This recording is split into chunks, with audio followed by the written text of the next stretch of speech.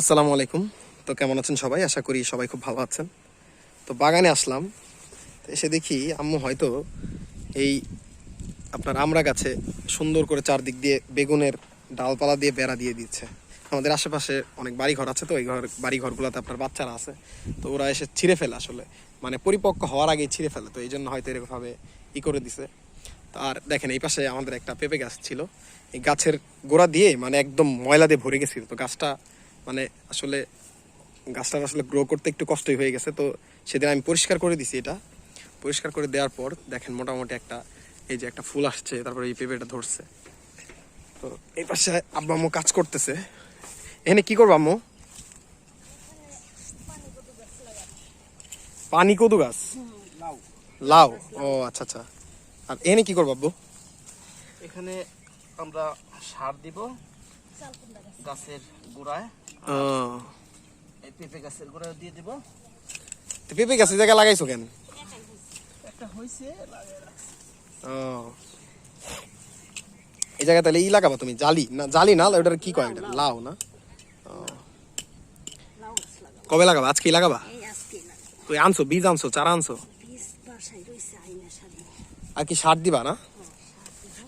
এই যে সার নিয়ে আসছে দেখেন। এখানে কি কি সার আছে? Urea, potash, TSP. আর এই জায়গায় মানে এই জায়গায় একই জিনিস, ওটা হচ্ছে মিক্স করছো। এখানে হচ্ছে আপনার ইউরিয়া, পটাশ আর টিএস, এগুলো আসলে কোনো কীটনাশক না, জাস্ট গাছের গ্রো করার জন্য আর কি কিছু সার। তো আপনাদেরকে আমাদের বাগানের দেখেন ভিতরের অংশটা দেখাই।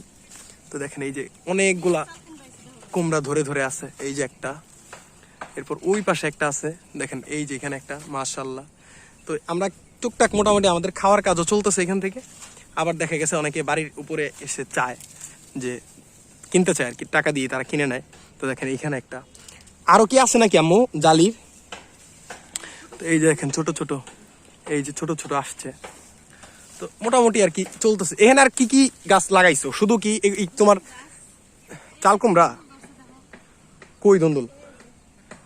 এই পাশে না? আচ্ছা আসতেছি। তো এই যে দেখেন এখানে একটা আপনার পুঁই শাক গাছ উঠাই দিছে, মোটামুটি এটাও মোটামুটি বড় হয়ে গেছে ভালোই। আর ধুন্দুল গাছ কোন জায়গায় আছে? এই পাশে আমাদের এখানে ধুন্দুলও আছে। ধুন্দুলের কি সময় কি এখনই নাকি, না আরো কিছুদিন পরে?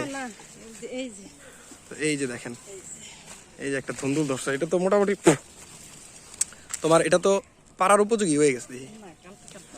এরপর এই যে একটা, তো মোটামুটি দেখি ভালোই। এই কাঁঠাল গাছের গোড়াটা পরিষ্কার করে দিবা না? এটা পরিষ্কার করা দরকার, কারণ গাছটা করতে পারতেছে না, তোমার নড়াচড়া করতে পারতেছে না। তো এই ছিল আজকের ভিডিও। ধন্যবাদ সবাইকে ভিডিওটা তখন মনোযোগ দিয়ে দেখার জন্য। সবাই ভালো থাকবেন, সুস্থ থাকবেন। আল্লাহ হাফেজ।